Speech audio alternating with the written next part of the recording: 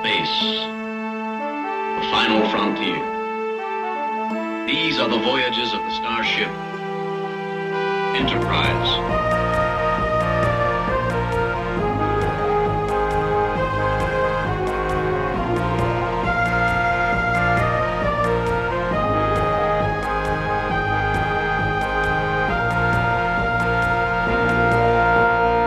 Hey everybody, welcome back to the podcast.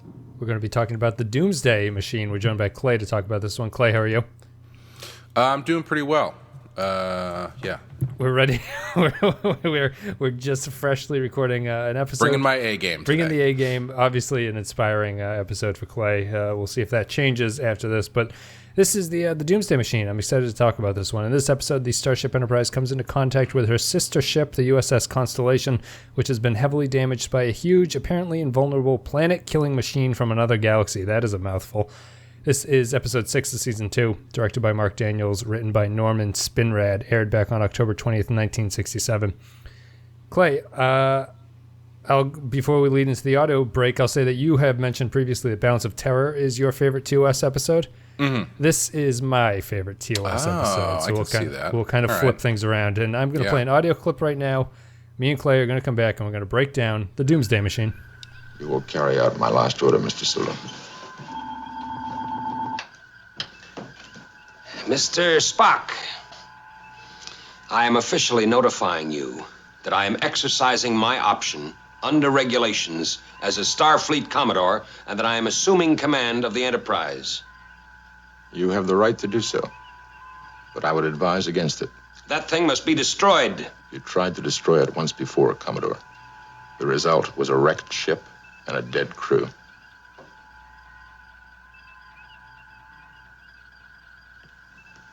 I made a mistake then. We were too far away. This time I'm going to hit it with full phasers at point-blank range. Sensors show the object's hull is solid neutronium. A single ship cannot combat it. Mr. Spock, that will be all. You have been relieved of command. Don't force me to relieve you of duty as well.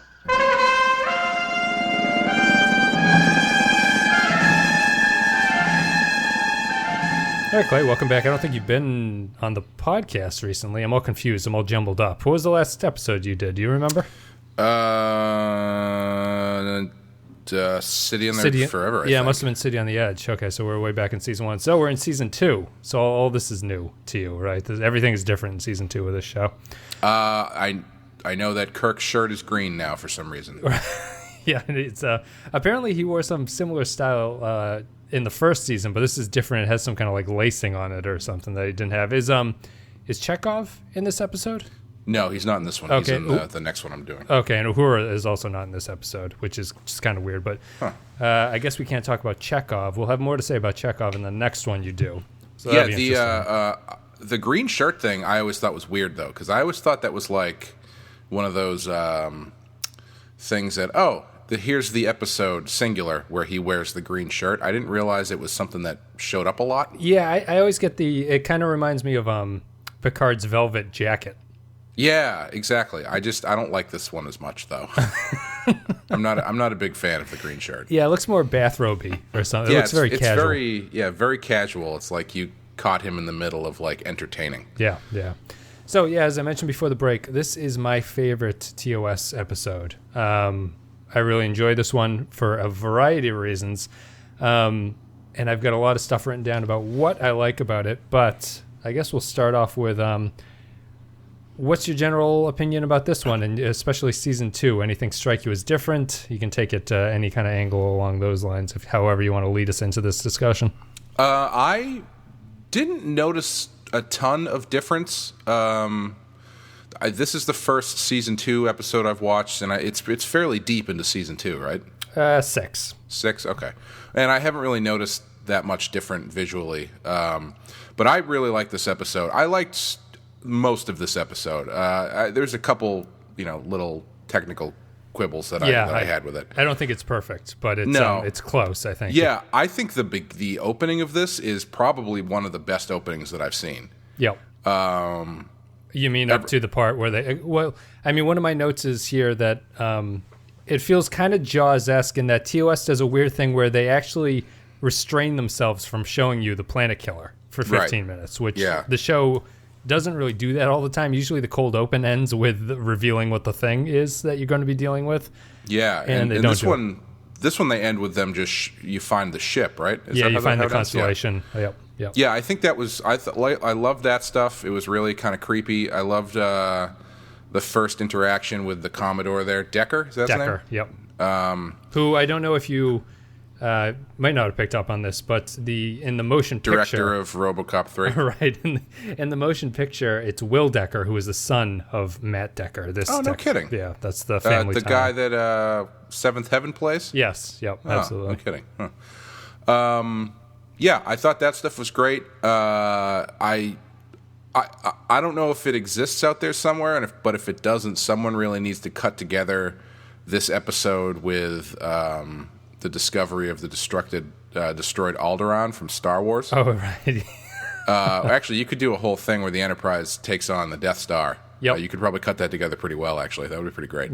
But yeah, the first, I really like the concept because I'm a big H.P. Lovecraft fan, and I am a sucker for what's the word? Kind of ambiguous cosmic evil. Sure. And I really liked the concept of the planet killer. It reminded me a little bit of Galactus from the Fantastic Four. Yeah, yep. But then they show it to you, and it's more like Galactus's dick. Yeah, basically. Or his the tapeworms that live in his stomach or something like that. Yeah, they kind of phoned it in a bit on the design here. I guess they dipped something in like plaster of Paris or something. That's how they made the thing. Apparently, the original scriptwriter was like very disappointed with how it turned out because his thing was much more of a like a spaceship that was sort of armed to the teeth that was sort of going around and blowing stuff up. I would be disappointed with that too. Yeah, I kind of like the idea of it just smashes planets to bits and then just kind of inhales them. Like it's very utilitarian in what it does. I was thinking that too. There is something kind of like brutally efficient about it, but it's just not interesting to look at.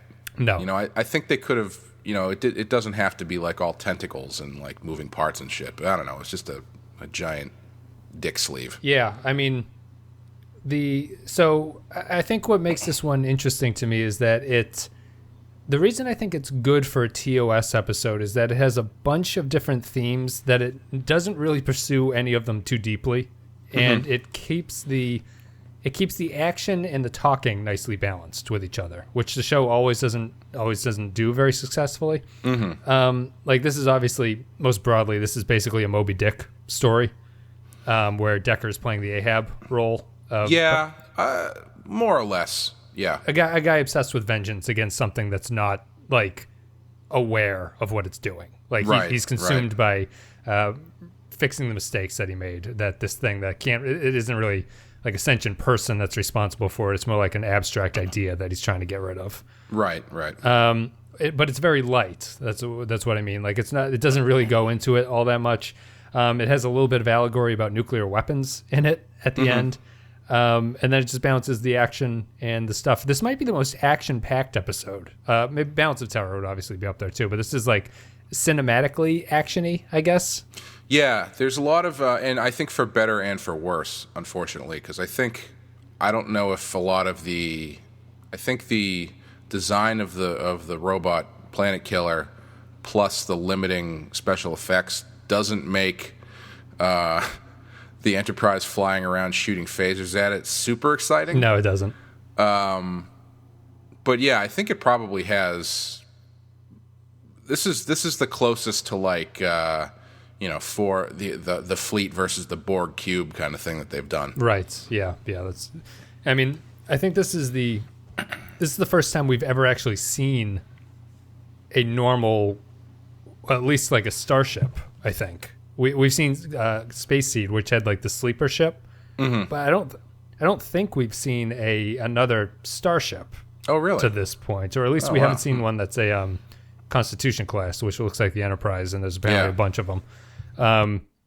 So I think that's interesting. It does the neat trick of you can save on the sets because everything is exactly the same when you beam over to the constellation. Yeah, just light it darker and put some trash around. Yeah, you put a pipe in the way to signify that it's been under attack or something.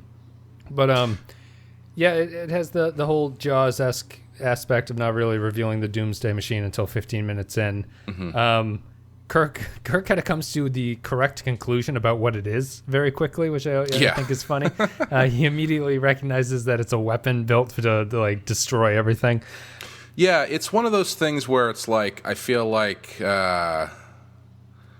the intent of the writer is very much on display. Yeah, like it's like he's trying to make an allegory about planet-killing weapons, so he makes sure that you know that this is a human or a designed planet-killing weapon that just got out of hand. Yeah. I kind of, as much as I was okay with that, I kind of wish they hadn't really explained it as much, at least not at first. Because like I said, I like the ambiguous stuff a little bit better, where it's, finding something that's just out there eating entire solar systems. Yeah. I like the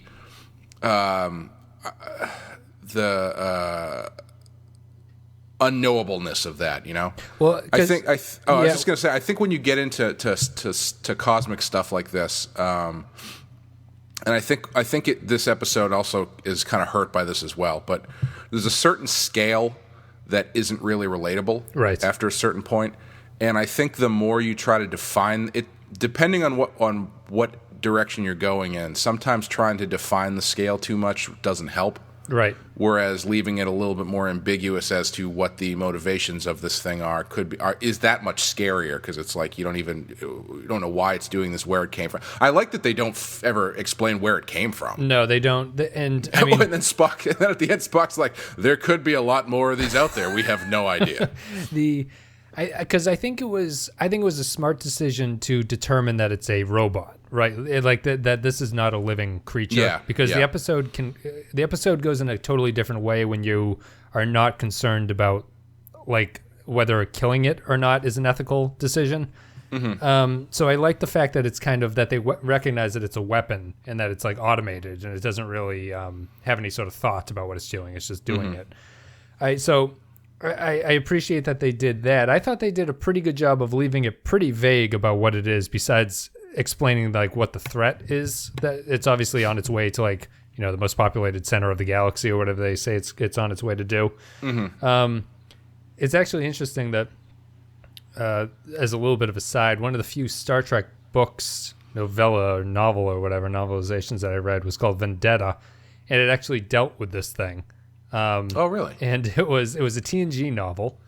And they find another Doomsday Machine. So Spock was correct that there were multiple ones out there. But they actually explain what it was in the novel. And they explain that it was a last-ditch effort from some race to protect themselves against the Borg. And that's cool. what the explanation of these things are. That seems a little bit too specific. But, I mean, I appreciate the sort of vagueness of what they do here.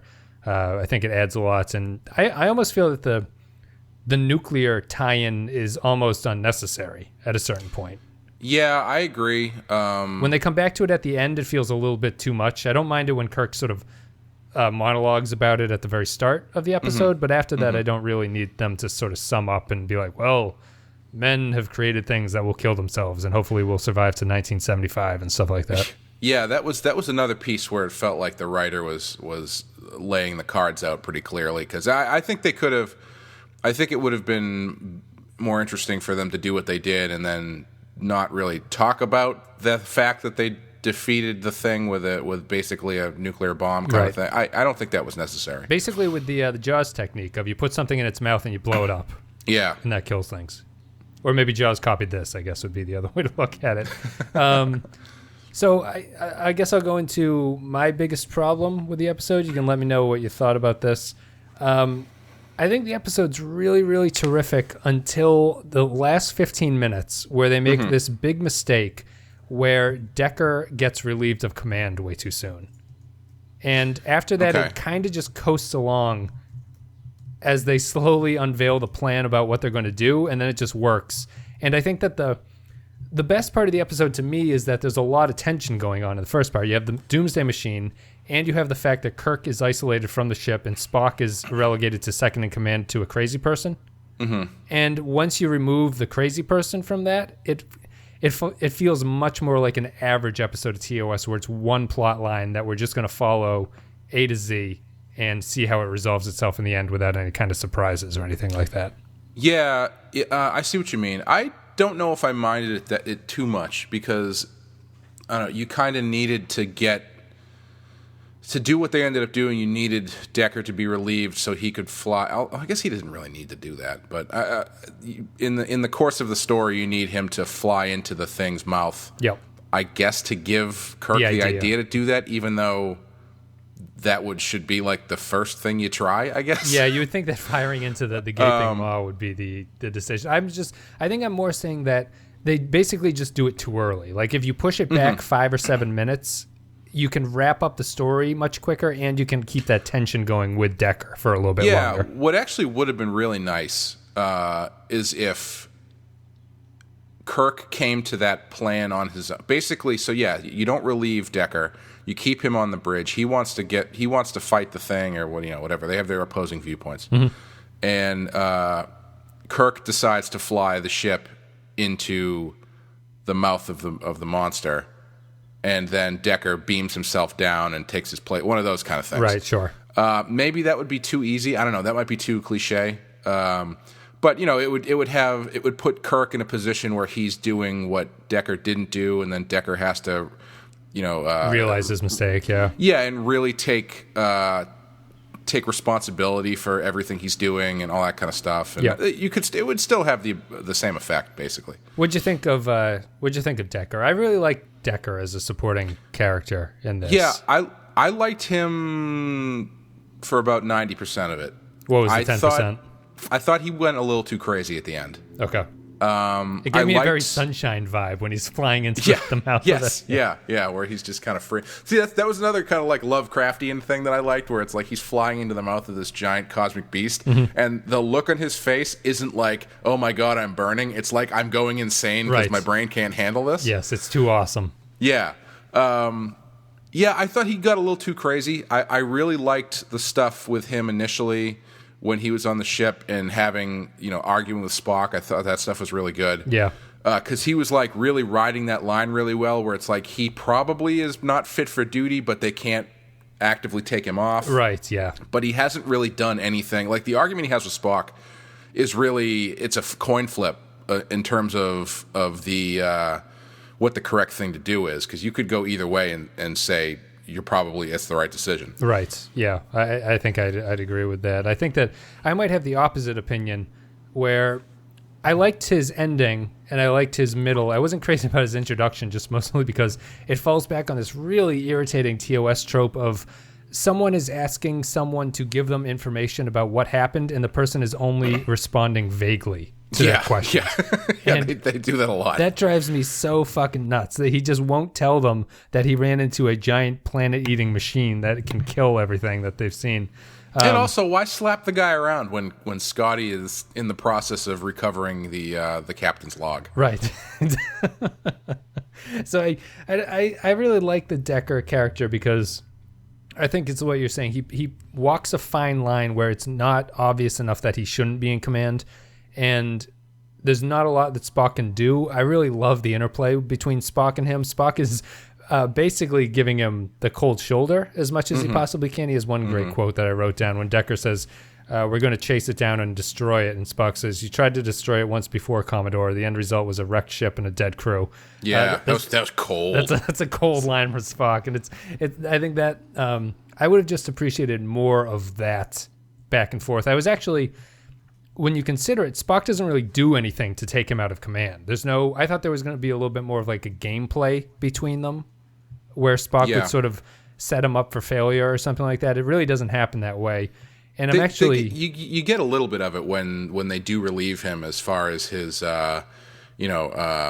backwards definition of what committing suicide is, or whatever. That stuff is kind of fun. But I'm sorry. Finish your thought. Well, it ultimately comes down to Kirk just says, "I claim as commander of the Enterprise that I'm in command, and I give it to Spock," and that basically is what all that happens, and Spock takes command from it, which doesn't feel true to Star Trek, I don't think. Like, I always feel that the superior officer would have the ultimate say in any kind of situation like that. So I wasn't crazy about the way that Spock gets back into command.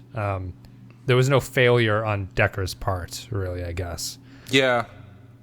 Well, yeah, except for the suicide move thing. But that, yeah, I think it could have been more interesting to have more of an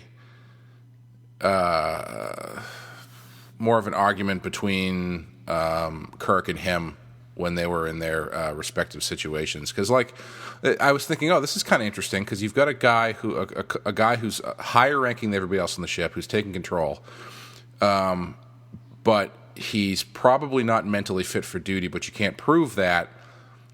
And your actual captain is telling the crew to basically disregard his orders, but technically he doesn't have any say to do that. Right. So what does the crew do? Right. Like, you could forcibly remove him, I suppose. No, but they're all company men. They all do they do what's appropriate, right? They have to follow Decker's orders at this point. Right. Yeah, and I think it was a smart decision. It doesn't make any sense in terms of overall series ethos that Kirk is always the one that beams into situations that are dangerous, but it's a huge plus to this episode that Kirk is isolated on the Constellation for most of it, I think. Yeah. That was a smart decision because I think the episode would have been much worse if it was Kirk sort of arguing with Decker on the bridge of the Enterprise the entire episode. That's no fun. Yeah, that's not particularly interesting and not anything that people wanted to get into. And also, I think that would lend to what I think is probably the weakest part of this episode. They've kind of you said in the second half you didn't like it kind of because it kind of turns back into a regular episode more or less. Yeah, and the pacing falls apart is basically my problem. And I think the problem is that overall the stakes in this episode are very unclear. And I shouldn't say unclear, but they're like... Is it the alternative factor problem? It's too big of a concept to understand? Yeah, kind of. It's like they're trying to fight... Basically, the planet killer is headed towards a very populated galaxy, but you have no idea like how close it is, or like clearly there's enough time for Spock to be like, hey, maybe we just don't do anything and we get out of here and let Starfleet know what's going on. Yeah, you have a very poor. I got a very poor sense of how fast the planet killer is moving. Yeah, that too. Yeah, there's just no. Putting Kirk on the other ship and then eventually, screwing with the transporter and stuff is a really good way to bolster your stakes for your main characters. But as far as like an overall, the stakes of the actual planet killer are kind of, ambiguous. I guess you could argue it's not really about that. Yeah, I don't know. It's tough. It's tough to have something like that. Would you have how would you up it? Would you have like the sort of cliched movie thing where the planet, or even not even cliched in like Best of Both Worlds, the Borg ship makes it to Earth at the end of the episode? I think I would prefer at least some sort of acknowledgement of how much time they might have or how close they're getting or something like that. That's really there's a certain point of no return because as far as we know. They could, once they get Kirk back, they could still leave. Right. Spock's initial plan of, let's get out of here and alert Starfleet, they could still do that, theoretically. Yes, yeah. I mean, I don't know. I don't know how close the thing is. But so why does Kirk need to risk his life and blow up the ship if they could theoretically have time to, circle back and create a better plan? Right, yeah, because I agree there are a lot of moments in... It's kind of the nature of an episode like this. There's a lot of moments where you're not really quite sure what the ship is doing. Like they're not attacking the creature. They're not being attacked. So it's like, what's the sort of like status of everything that's going on is something you can kind of wonder about. I think it's a fairly minor problem though. It's not. That stuff just sticks out to me because I've said many times before, I'm a sucker for consequences and stakes and stuff. So I think that just goes to make it better. Yeah. When that stuff is really clear. Yeah. But I don't necessarily think it really takes away from much. Right. Yeah. Yeah. I think that I really enjoy this one. I think I just have kind of minor problems with the pacing at the end, and maybe some other minor type stuff that goes along within I think I have a bigger problem with the level of power this thing seems to have or not have, where it eats planets, but the Enterprise can withstand like full-on laser blasts from this giant mouth. Yeah, I don't know why it has lasers. And I don't think that doesn't seem necessary to me when the thing's purpose isn't really about destroying ships. So I don't know why it has the ability to sort of attack things like that when you think it would just be sort of single-minded on its pursuits of planets to eat. Yeah. And also, like, why doesn't it shoot at the ship flying directly towards its mouth? Right. You know? Yeah. I don't know. You could, I guess you got to have it do something for defense purposes for, to make it interesting visually. Yeah. But, I don't know. You could have come up with some technobabble bullshit to explain why you could just fly into the mouth of it. Right? Because the point of it is that it eats planets, so clearly it pulls shit into that thing. Yep. So, and they claim they get caught in a tractor beam at some point. Yeah. So I don't see why you couldn't have Kirk shut the engines down or something, so it looks like he's just a piece of garbage. So it wouldn't, one of those things. Yep. And then, click it on at the last second sort of thing. Yeah, I just, I enjoy, I guess why, let's say you pointed out the things that you didn't like. Why do you think that I enjoy this one as someone who's gone through a bunch of these TOS episodes? Like, what stands out about it to you that you think it would be one of the, if you do think it's one of the stronger ones, why do you think that, I suppose? I think the character work's really good. Yeah, and I think it's pretty exciting. I think the hook is really great. It's a good concept. Yeah, it is. It's a good concept. It's sort of excuse me. It's a little similar. It's seems like it's kind of another version of the godlike thing they keep coming into, but not exactly. They seem to come back to that a lot. Yes. In different ways, and I think this is one of the more successful ways that they do it, where you have something that you could you could on some level see as a god type creature if you were less technologically minded. Right. Yeah. There's a comic book called The Authority from about 15 years ago. Jesus, longer than that. 15. No, I guess a little bit more than that. Anyway, it's sort of a takeoff on the Justice League kind of thing. And in one of the first big story arcs that they do, they go up against this basically this Lovecraftian monster kind of thing that they determine is what the basis of Earth's concept of God came from. Sure. And it's just an alien. It's just an alien creature, but it is so different and so advanced that it was misconstrued by the developing humans as a god type thing. Sure. And it's that kind of thing, which I find that stuff really interesting. So I like it when they get into that. Yeah, that kind of feels like a there was a TNG, I think Justice, the TNG story was about that. Like TNG, I think more than TOS makes the point that a god is just something that's more advanced than you are that you can't really understand. Right. And there are no gods, I guess would be the argument of the series, but I think that the god aspect of it, I like the fact that it honestly kind of reminds me more of the crystalline entity from TNG, where the difference between them, I suppose, is that TNG took that creature idea and it stuck a sort of it's alive, it's a creature that we need to respect kind of thing onto it. And TOS has much more of the action adventure. It's a weapon of mass destruction. We have to destroy it before it gets away from us. Yeah, I was actually kind of interested that they didn't do any of that here, because it seemed like it was ripe to do something like that where, I mean, like you said before, I guess they do establish that it's just like an automated machine. Yeah, they call it a robot multiple times early on. Yeah. I guess I think the opportunity could have been there to get into that, but they just chose not to, which is fine. Yeah, I mean, do you prefer it that? I think for this episode, it's much better suited to not be a creature that's around with them. Yeah, I think if they did that, it would probably add too many questions on top of what they were trying to do, because like you were saying before, it is more about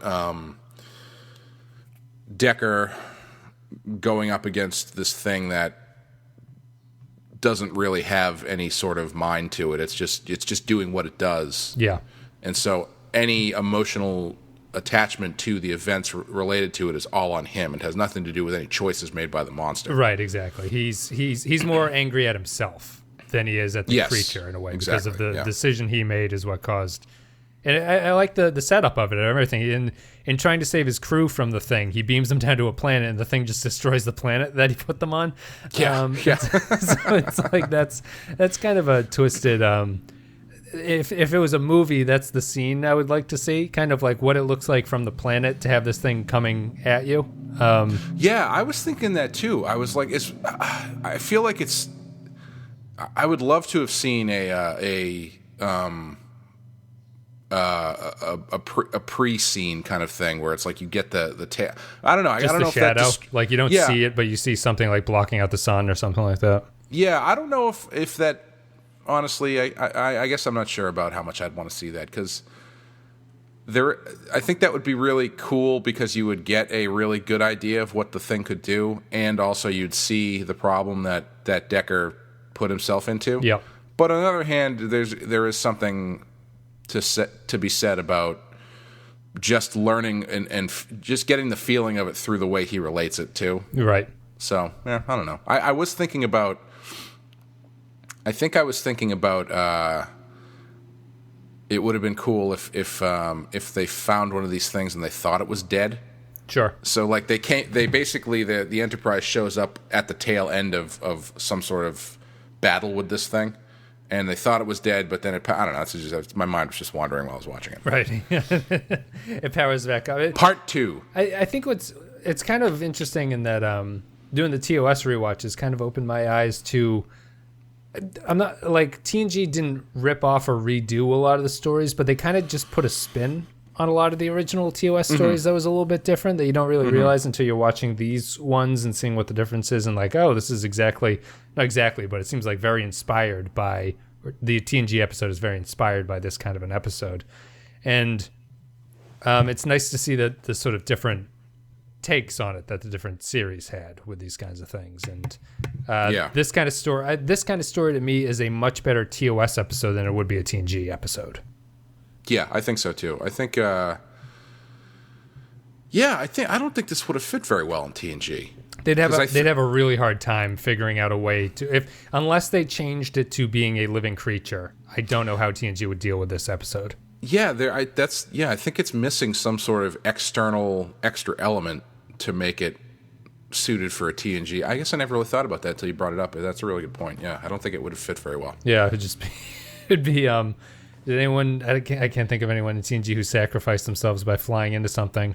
Crusher, I guess, in that shielding episode, but that would be about it. The thing about that at the end, too, is, like, was that his whole plan? Just to fly into it and see what happens? I was a little bit surprised that they don't show you him blowing up the shuttlecraft. He just kind of flies into it. Yeah, it's not like Independence Day where he's got, like, rockets attached to his ship or anything. Yeah, that was... Because I would have thought that it's easy to justify, right? You'd just be like, oh, the shuttlecraft was too small to do a big enough explosion. Maybe if we had a bigger ship, it would be a bigger explosion. And also, if they had done it, let's say he flies into the thing and he blows up, and the Enterprise registers some sort of damage on the thing, or like some sort of shakeup in. Well, they do. They do in this episode. Oh, do they? Yeah, when he blows up, Sulu says there was like a minor power dip, and Spock says maybe we heard it. Oh, I must have completely missed that. Yeah. Well, there you go. So it's weird that they don't make it more. I guess it's a little bit odd that they don't give Decker a last hurrah. They do, but it's not. His intention doesn't seem to be going out with the last hurrah. It seems more like suicide. Yeah, I guess that's why I was thinking it would have been a little more fitting if they had done the old Armageddon switch there, where he goes down to the ship and knocks out Kirk and beams him back to the Enterprise or some shit like that. Yes, because I think especially since Decker doesn't really get any sort of redemption, really. No, he does if you want to count what he's saying, But in terms of what he's doing, he doesn't really change at all. He's just kind of nuts, and then he just goes more nuts, and then he kills himself. Yeah, I think what's interesting about the Decker is that he's not, especially for this series, he's not, he's very gray about what he's doing. Like, there's no, Right. He's not overtly villainous in a way, because as you were saying, you can kind of understand his taking command argument kind of makes sense. Like, what he wants to do is not the right thing, but like his ability to take command makes sense, and his sort of sacrifice at the end, they also sort of gray it by not making it this grand last hurrah sacrifice type thing. So he's interesting in that he's not so broad a character that TOS usually has on, where you're clearly good or you're clearly bad. Right. Yeah, definitely. Anyway, I think we talked about Doomsday Machine for long enough. One of my favorite episodes, a very good episode of TOS in my opinion, but we're going to play an audio clip. Me and Clay are going to come back and give our final thoughts and feelings and ratings for the Doomsday Machine. Enterprise to shuttlecraft. Come in, shuttlecraft. Come in, shuttlecraft. Shuttlecraft to Enterprise. Decker here. Commodore, I must insist that you return to the ship. You said it yourself, Spock. There is no way to blast through the hull of that machine, so I'm gonna take this thing right down its throat.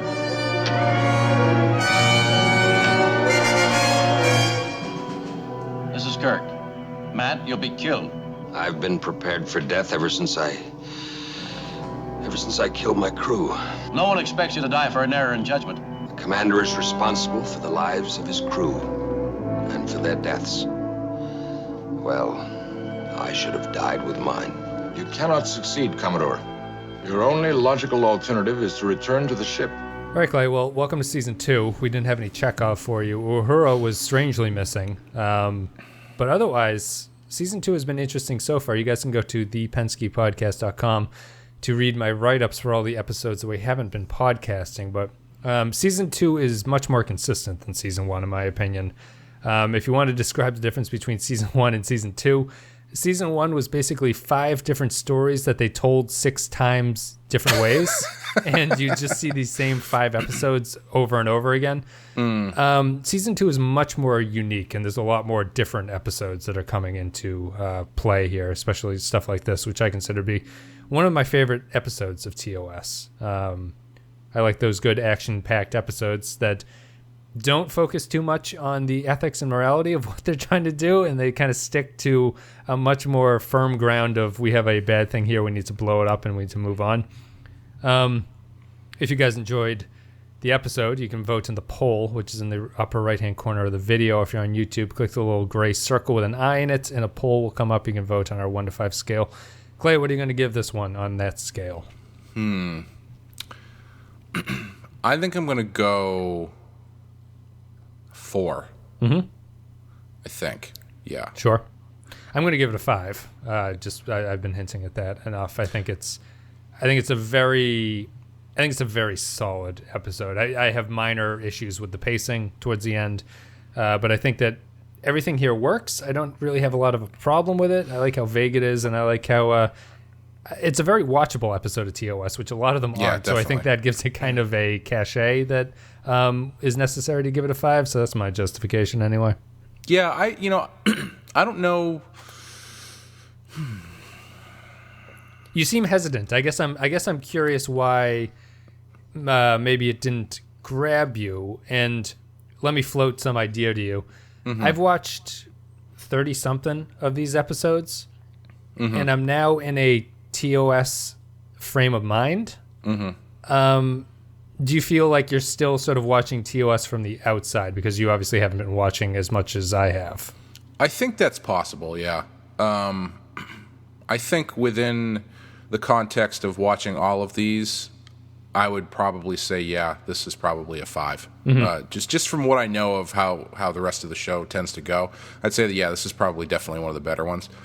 But yeah, I don't know. I feel like I love a lot of it, but there's just something about it that doesn't entirely put it in like the all-time for me. Interesting. Okay. I definitely would recommend it. Because I'm trying to think. I think the only 2 other 5s I've given are City on the Edge of Forever and Balance of Terror. I think. Yes. I could be wrong. I think those are. I have one other 5 as well. Yeah. But yeah, so I only have 4 going on so far. I mean, I think there's not a lot of 5s in TOS. Mm-hmm. So I don't know if I'm being too generous, but I think that the overall there's probably only 5 really great classic episodes of TOS when all is said and done. Yeah, in that case, it's tough to me to say that because I haven't been watching them. But I if that's the case, I would put my money on saying this is probably one of them. Right. Yeah. You know what I did know? This is completely has nothing to do with any of that. But Decker has a different symbol on his shirt because like I guess an insignia, different. Different insignia. Because I guess it was a thing for a while where each Starfleet ship was going to have a different insignia. Oh, really? But then they switched it. I could be 100% wrong, but I believe I read that somewhere where each ship was going to have a different chest insignia. But then eventually they just homogenized it into what the normal one. Yeah. Do you? I mean, and his obviously would be related to the constellation. Do you? Mm-hmm.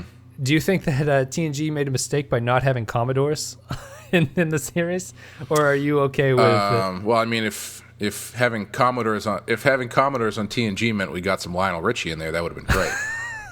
That's a nice joke from the 70s for all you kids. They just call it. They basically just upgrade them to admirals. I think Commodore is a weird title. Commodore feels like a Romulan title. I guess I wasn't even thinking about it like that. It just seems like I've never seen a Commodore in a thing that was like really it doesn't have a lot of like intimidation behind it. Right, whereas Admiral, you're like, oh fuck yeah, Admiral. Yeah, I guess for everyone curious, I guess a Commodore is like the lowest rank of the flag line. So it's like a lower ranked admiral, basically. They're higher than captains, but they're like the lowest rank beyond captain. So yeah, it is kind of a weird thing. And they've had other Commodores in the series who don't throw their weight around the way that this guy does. So I was unsure if a Commodore was more like an ambassador type role where you don't really have any rank to you. I will say, given this episode, I think it's probably the right call because I think Admiral would have too much pull. Right. For what they're doing, and for as crazy as he's being, and as much arguable insubordination that's being thrown back at him, I think Admiral would be too high of a rank for that to be. Yeah. I don't want to say for it to be believable because honestly, people probably don't even give a shit. Well, you need you basically need another captain who can somehow outrank Kirk. Like a more senior captain. Yeah, basically. a captain plus. Right, yeah. So, and that's what they got here. Doomsday Machine. I enjoy this one. Clay gives it a 4. I give it a 5. If you guys enjoyed the content, you're on YouTube, like and comments. Appreciate it. If you're on iTunes, a rating and review helps get the show out there. Rate us on all the podcatchers. Facebook.com/The Pensky Podcast. Patreon.com/The Pensky Podcast. You go there for a couple $2 a month to get extra content. We watch movies. We talk about them. We watch TV shows. We talk about them. We do all that stuff. Patreon.com/The Pensky Podcast. Clay, thank you very much for coming on. Oh, no problem. Do you have any new information? Anything you want to mention to the audience here? Actually, yeah. The second issue of the comic book that I draw called Redline just came out this week on Wednesday. I'm not sure when this is going up. But tomorrow, so it's fresh information. Yeah. As of April 12th, it is on the shelf. So, yeah, go get it. Yeah, check it out. It's on the shelf. It's on Comixology, all that stuff. You can check it out to support Clay. And it features the most disgusting thing I've ever drawn. There you go. Look forward to that. That's how you sell stuff. It was not inspired by the Doomsday Machine's open mouth, but we'll consider it along those lines. Anyway, guys, thank you very much for listening. Clay, thanks for coming on. Oh, thanks for having me. You're going to be back with a classic episode as your next episode. Should we leave them wanting, or should we let them know? Do you think we'll run into Tribble if we don't tell them which one it will be? Yes. Guys, Clay will be back with The Trouble with Tribbles in a couple weeks. Until then, see ya.